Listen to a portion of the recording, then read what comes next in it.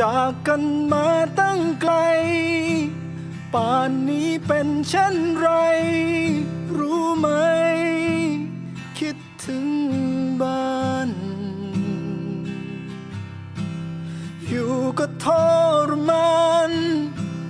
อยากจะคืนกลับไปเหลือเกิ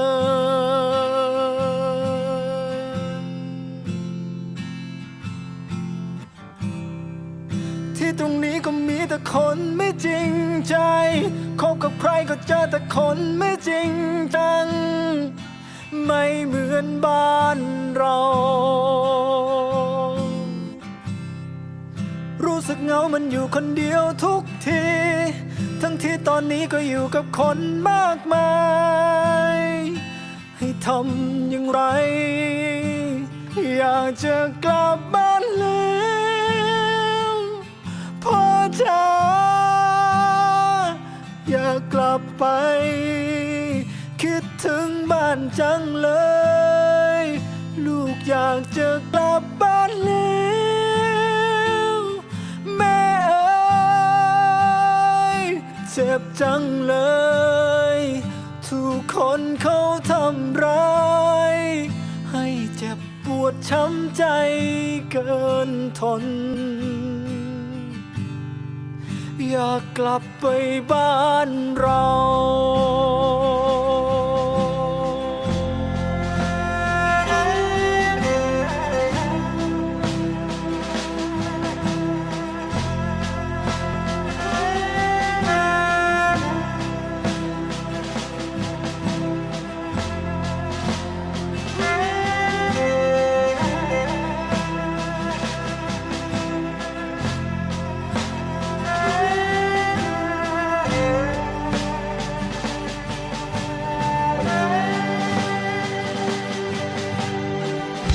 ป่านนี้คนทางนั้นจะเป็นอย่างไร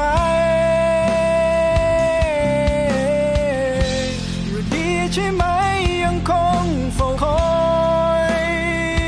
คืนบ้านจากมาตั้งนานคิดถึงอยากกลับไป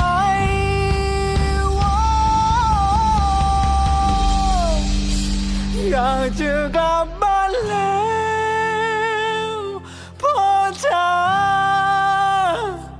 อยากกลับไป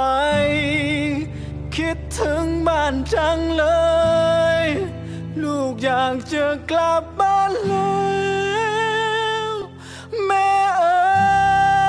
ยเจ็บจังเลยทุกคนเขาทำร้ายลูกอยากจะกลับบ้านแล้วพ่อจ๋าอยากกลับไปคิดถึงบ้านจังเลยลูกอยากจะกลับบ้านแล้วแม่เจ็บจังเลยทุกคนเขาทำร้ายให้เจ็บปวดช้ำใจเกินทนอยากกลับไปบ้าน